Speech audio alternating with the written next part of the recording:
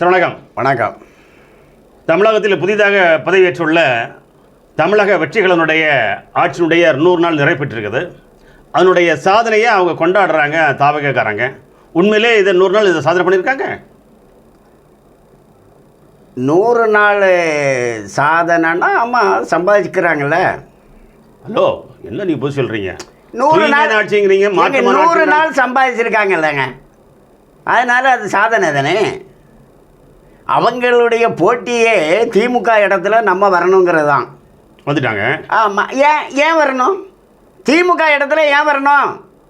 திமுக சம்பாதிக்கிற மாதிரி நம்மளும் சம்பாதிக்கணும். அதுதான் அவங்களுடைய நோக்கமே, தாவேக்காவுடைய நோக்கம். எல்லாம் குறைச்சிட்டோங்கிறாங்க. எங்க லஞ்சம் இல்லைங்கிறாங்க, அடிமட்டத்தில் தான் இருக்குது. லஞ்சம் வாங்குறவன் லஞ்சம் இல்லைன்னு தான் சொல்லுவான். முதலமைச்சர் சட்டமன்ற சொல்றாரு. அதாவது பொய் சொல்லி ஒரு பொருளை விற்கிறவன் நான் சொல்றது உண்மைன்னு தான் சொல்லுவான். எப்போ லஞ்சம் வாங்க மாட்டோன்னு சொல்றாங்களோ அப்போ லஞ்சம் வாங்குறோன்னு அதுக்கு அர்த்தம். இப்போ வியாபாரி முதல்வர் ஒன்றா? ஆமாம், வியாபாரத்துக்கு தானேங்க வந்திருக்காங்க.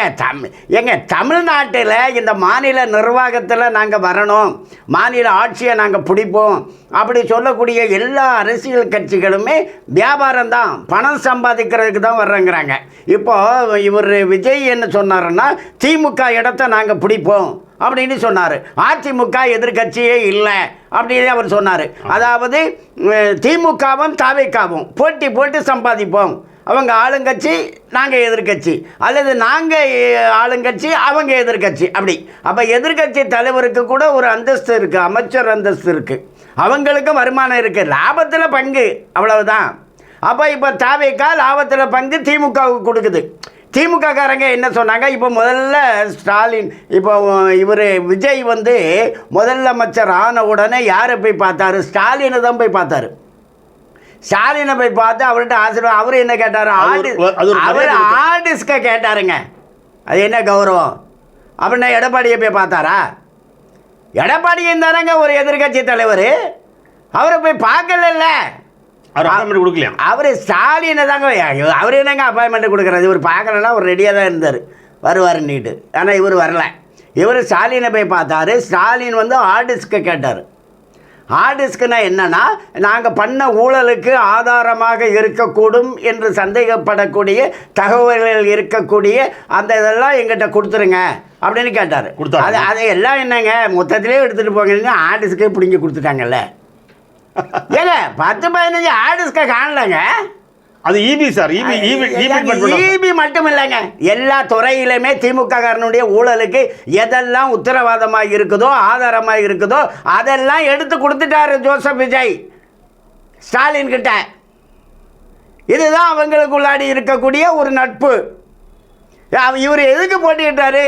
எதுக்கு தேர்தல் என்னாரு?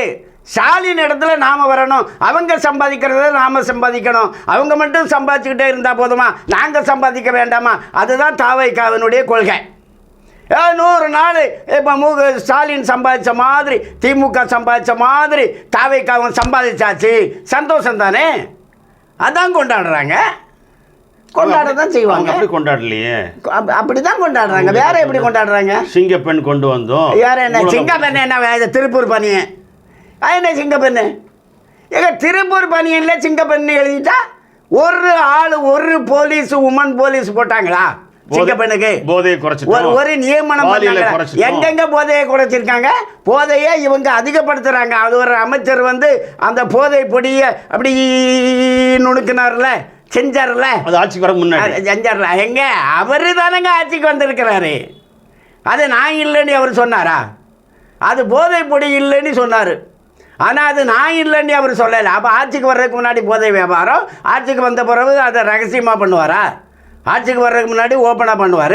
இப்போ மந்திரி ஆகிட்டார், அதனால் அப்படி வெளிப்படையாக பண்ண மாட்டாரா? அப்போ பாத்ரூமில் போய் இருந்து பண்ணுவாரோ? அது என்ன பேச்சு நீங்கள் பேசுகிறீங்க? ஆக இந்த தாவேக்காங்கிறது திமுக தான் சார். பெண்களை கொண்டாடுறாங்க சார்.